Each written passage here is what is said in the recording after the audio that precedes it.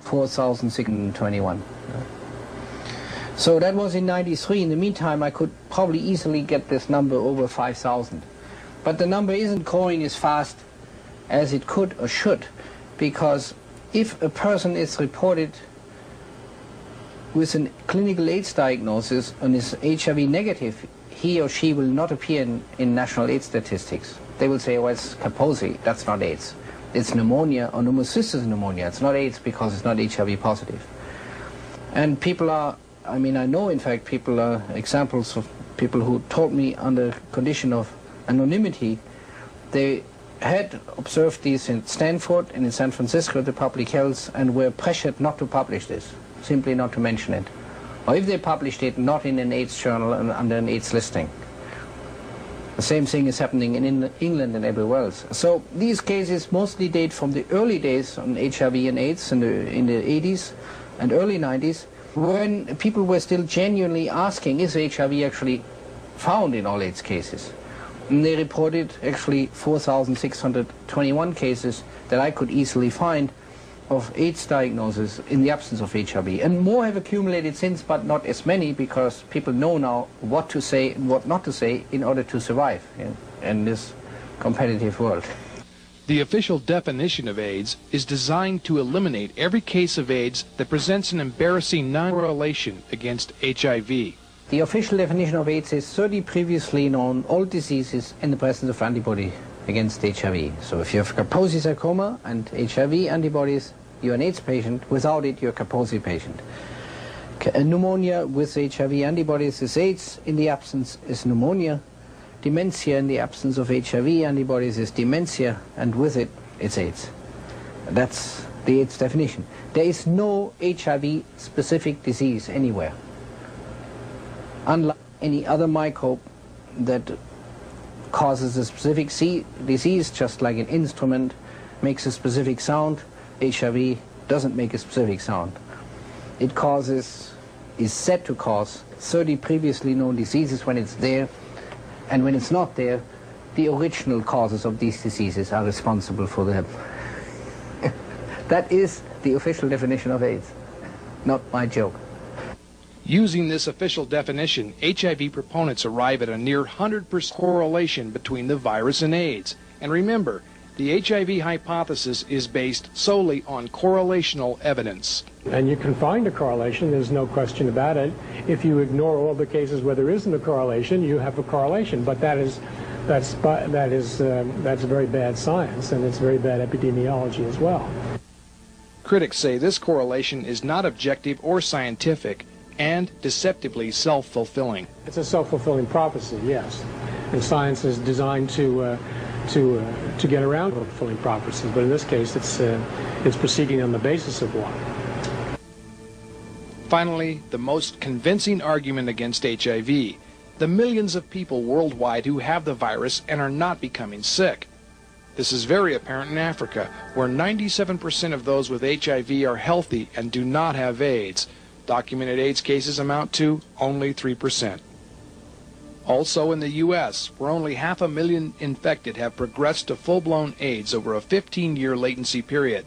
And this figure does not account for the 19 new diseases defined by the CDC as AIDS and 62,000 AIDS patients who were never tested for the virus.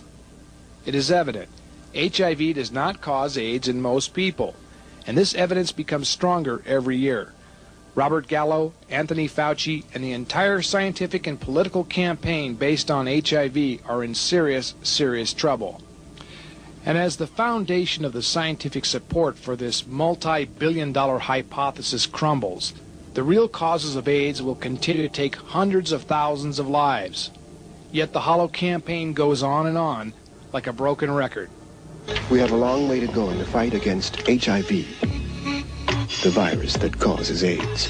The virus that causes AIDS. The virus that causes AIDS. The virus that causes AIDS. The virus that causes AIDS. The virus that causes AIDS.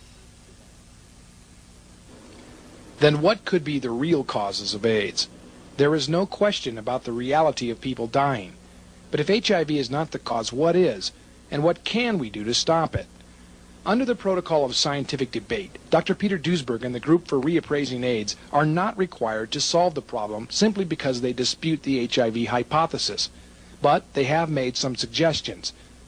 To begin with, Duesberg argues that AIDS is not infectious, it is not being spread sexually, and it is not a threat to the public at large.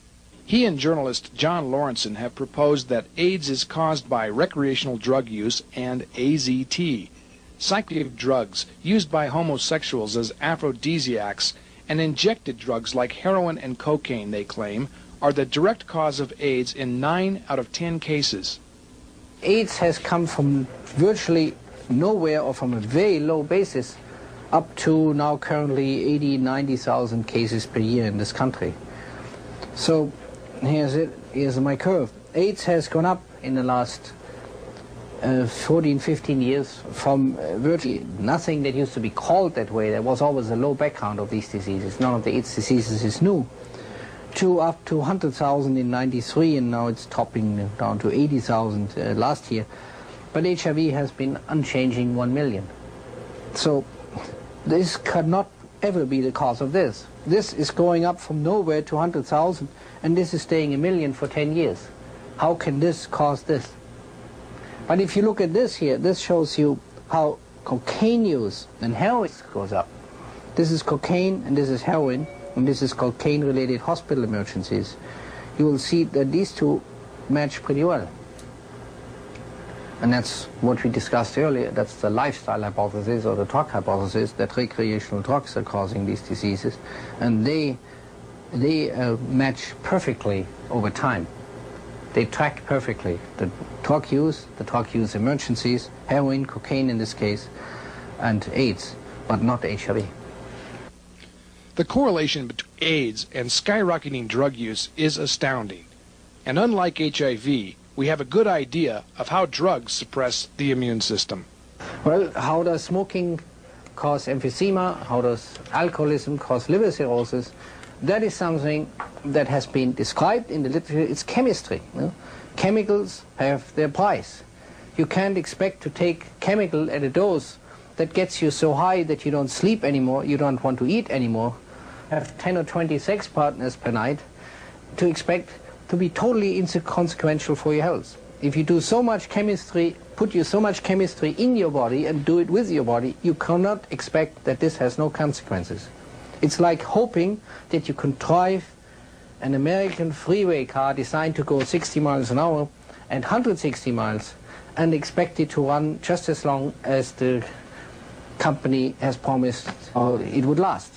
Though there are no government-funded studies that examine the long-term effects of drug use in this war on AIDS, the medical literature is full of cases of AIDS-like symptoms among drug addicts.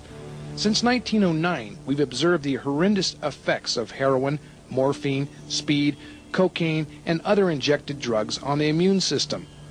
Today, thousands of American junkies who are not infected with HIV are losing the same CD4 T cells and getting the same diseases as AIDS patients. How has the war on AIDS addressed this issue? We've passed out clean needles and told addicts to avoid getting HIV. IV drug users comprise over 32% of all U.S. AIDS cases.